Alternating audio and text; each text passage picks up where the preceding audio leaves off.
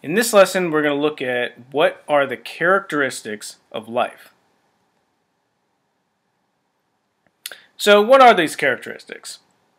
We have orderly structure, reproduction, change, and organisms have to be able to adapt and adjust. So an acronym that we use to remember this is ORCA, like a killer whale. So what do we mean by orderly structure? This is, life has to have some sort of packaging. And this means that all life has cells. Now, some organisms just have one cell, and we call them unicellular. And organisms like humans have more than one cell, and we call them multicellular. So here are just some examples of different types of cells. So these are bacteria. Here's a nerve cell, and here are red blood cells. So the packaging is different, but in each case, life is organized into some sort of packaged, orderly structure. So reproduction. This means making a new version of yourself, and this can be done in a number of different ways, but it breaks down into sexual reproduction or asexual reproduction. And we'll talk more about these later. But one of the big things that you have to understand is that you have to be able to reproduce on your own.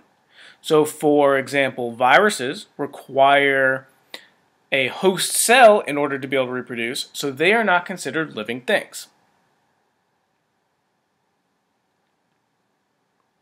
Now here's an example of sexual reproduction. So you have genetic material from two different parents that combine to make a child.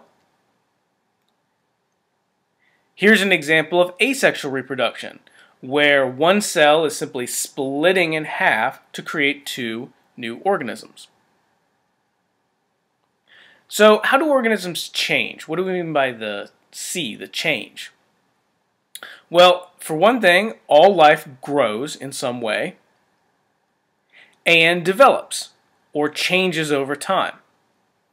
So for example, human beings, not only do we grow for a specific time within our lives, but we also develop. So a baby and an adult, not only is an adult bigger, but he has developed in a lot of different ways. And this doesn't just hold true for multicellular organisms like humans, but all life. Now, what does it mean to adjust? Adjusting means that you're reacting to your environment. And these involve behaviors. And you're trying to maintain homeostasis. This means keeping everything the same. Now, individuals can adjust. So for example, when you're cold, you shiver. These two elk are fighting for mates. That's a behavior in reaction to their environment. This plant, due to where the sun is, has actually grown around these barriers. Now, what does it mean to adapt? This means that a species changes over time. So an individual can adjust, but a species can adapt. You cannot adapt, you can only adjust. So this means that species get better at living in their environment. And this is through the process of evolution. And we'll talk about this a lot more later in the class. So here's just an example, just a real basic picture of human evolution that shows how our species has changed over time to get to where we are now. So what does it take to be able to do all of these things?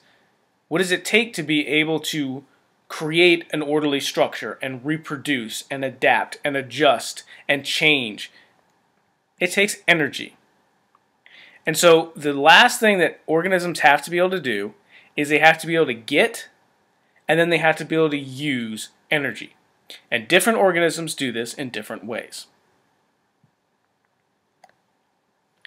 Humans, we are consumers or heterotrophs. So like all other animals, we have to eat stuff. That's how we get energy. Plants, on the other hand, are producers or autotrophs, meaning that they use processes like photosynthesis in order to produce energy that we can then get when we eat those plants.